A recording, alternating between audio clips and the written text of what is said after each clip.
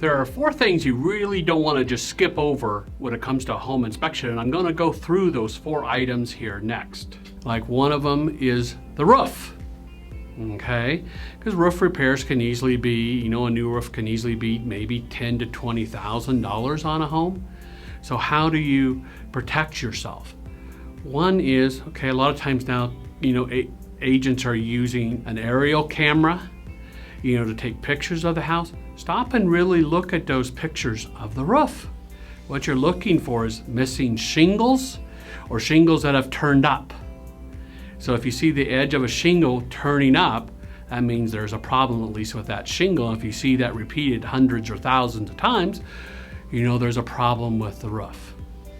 Second thing you need to know with roofs is like when you're looking at the home, don't focus so much on the yard or whatever. Look up at the roof, because I can guarantee you should be able to at least see parts of the roof as you walk around the house.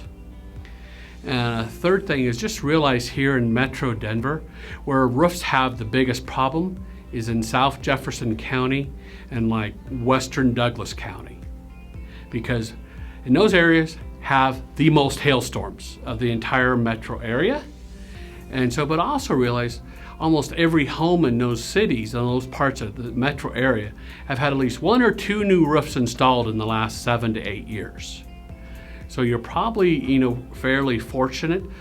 You may not need a new roof on your home. No guarantees, but just, that's a basic framework to understand with roofs. A second system that can be, really expensive is, say, structural repairs.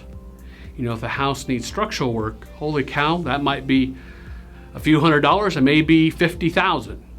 So how do you protect yourself here? Well, the best places to usually look is in the basement or crawl space.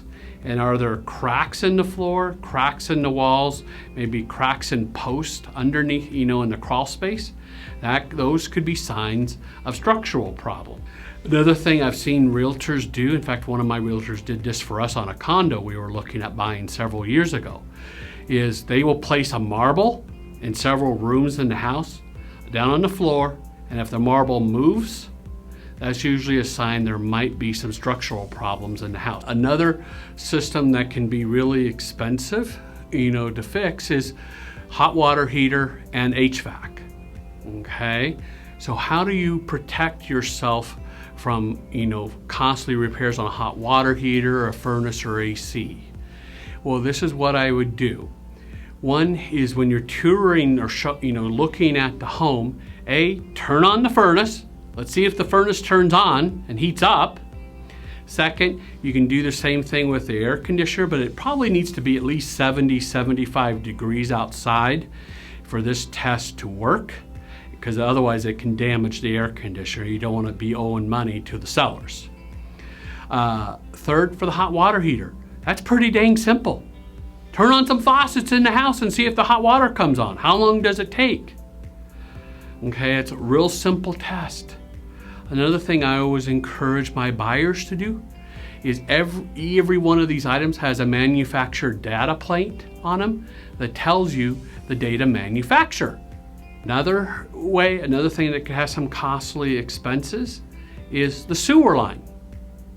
And this is not something you or anyone else can do from above ground.